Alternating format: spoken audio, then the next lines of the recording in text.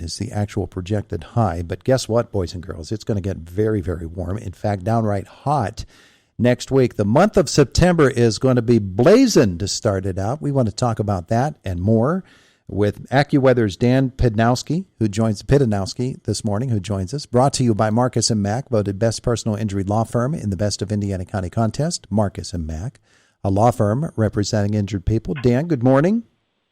Hey, good morning. It's good to have you with us here today. What's behind this darn heat wave we have coming? We're going to be in the 90s next week. Yeah, that's right. Pretty comfortable the next few days, but towards the end of the holiday weekend for Labor Day and then even beyond into next week, have a large ridge of high pressure building over the eastern half of the country, and it's really going to warm up across not only just the Northeast, but the Great Lakes, Ohio Valley as well. Going to be a lot of areas where temperatures are going to be well above normal 10 to 15 degrees. So that's right. By Labor Day and perhaps a couple days next week, we'll be flirting with the 90-degree mark. Temperatures in September typically are very, very comfortable. September is really one of our prettier months weather-wise, isn't it?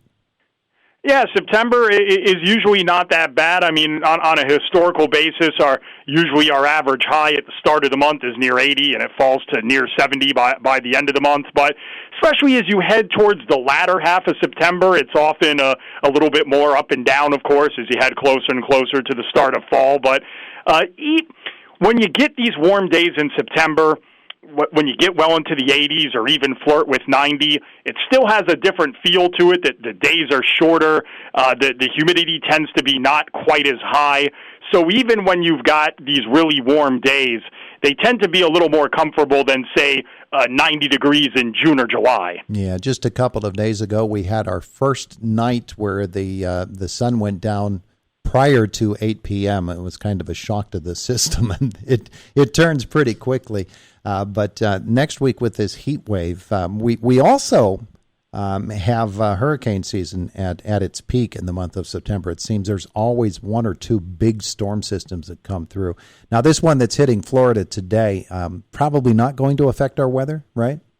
No, it doesn't look like it. It looks like the center of Idalia is going to come up through Georgia, maybe come up northeastward up through the coast of the Carolinas, and then make a right turn back out over the Atlantic. So I think rain with the hurricane could spread as far north as maybe southeastern Virginia, maybe like the Virginia Beach area. But I think once you get north of far southern Virginia, we're going to be in the clear. Yeah, and a lot of big, bright sunshine up there. Folks will enjoy that. Just the temperatures are really something else, and I wouldn't guess that it's going to last very long. 3-4 days? Oh, for the warmth? Yeah. Yeah, and beyond that, temperatures will start trending back down a little bit. But overall, for the opening week of the next month and a lot of the month, we do expect on the balance for September to certainly be a little warmer than normal, and certainly the start of the month being so warm that's going to feed right into having a warmer than normal month on the balance. Yeah, those schools that don't have air conditioning are going to wish they did. Yeah, that is the case because, of course, schools will be off for Labor Day, but then beyond Labor Day, it still looks quite warm for the first week of September. So, it's people are going, despite the time of year, still going to have to be trying to stay cool. The weather folks over at the Old Farmer's Almanac are predicting the winter to be a little bit snowier than it's been in recent years. Dan, let's look further into the fall and then maybe touch on winter as well here this morning. The fall itself, you're looking at dry weather, rainy weather, colder, warmer. What do you think as we get toward autumn? Yeah, I mean, we usually look at these things in 3-month chunks. So if we look at like September, October, November. September, we expect to be warmer than normal, and we expect to be maybe a little bit on the drier side as well. As we head into October and November, looks like a little more of a mixed bag. Probably temperatures trending closer to normal with normal amounts of precipitation in October, and somewhat a similar setup for November. But at least for the start of fall, it does look a little bit on the warm and dry side before it trends back towards normal.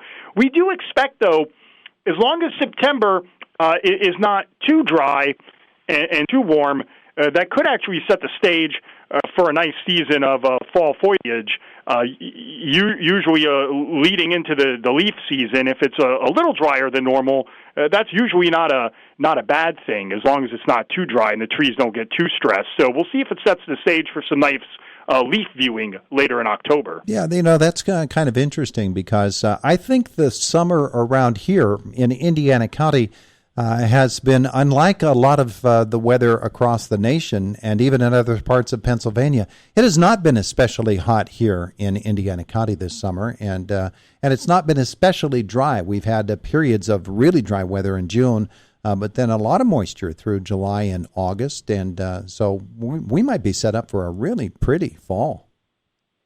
Yeah, what happens in July and August? Usually September is the critical month. You don't want September.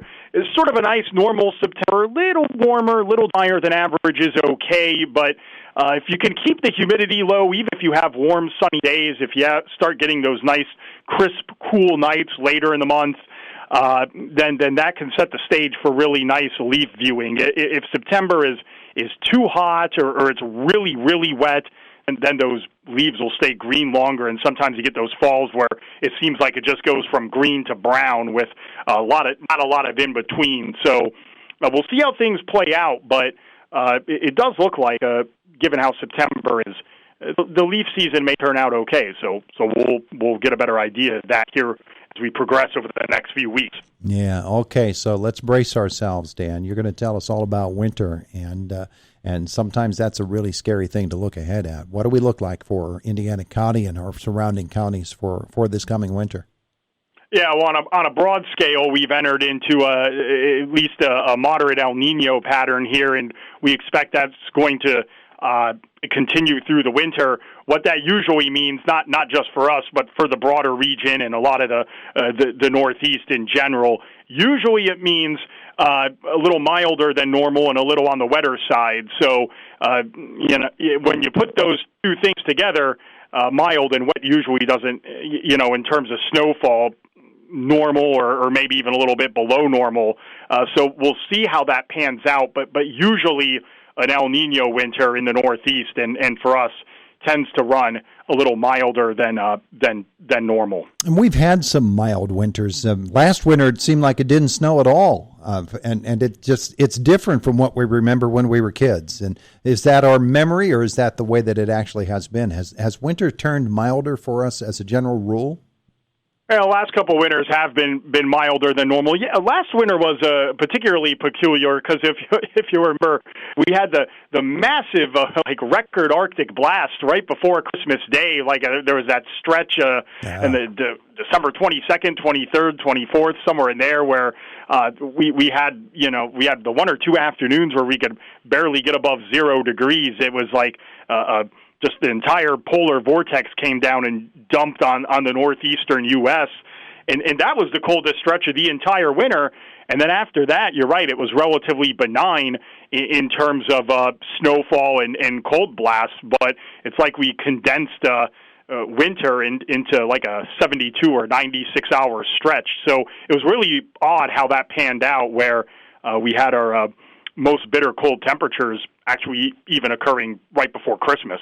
Hey, when you guys in the weather centers, when you see something unusual happening or something major happening, like here comes this hurricane that's hidden down in Florida and headed up, when it gets to this season of the year and storm season moves in, you guys get all excited. I mean, you gather around the monitors and start pointing at things. Well, it's like anything else, from a scientific point of view, to be able to watch the storm unfold, to study it afterwards, to see what part of the forecast worked out, what part of the forecast didn't work out. I mean, certainly you find that aspect of it fascinating. That's one of the things that makes meteorology interesting, in my opinion, is that it's always changing and there's always weather going on somewhere, even if it's boring where you live. But obviously, the flip side of that is just the heartache that these storms cause. I mean, disrupting people's lives and whether it's losing their home or, unfortunately, in more extreme cases, loss of life and things of that nature. That's always the heartbreaking side of a powerful storm, be it a hurricane, a tornado, a severe winter storm, so on and so forth. So have to try to balance that when you look at it. And obviously, that's one of the reasons we do what we do. We try to make the forecast as accurate as possible. Hopefully, people heed them.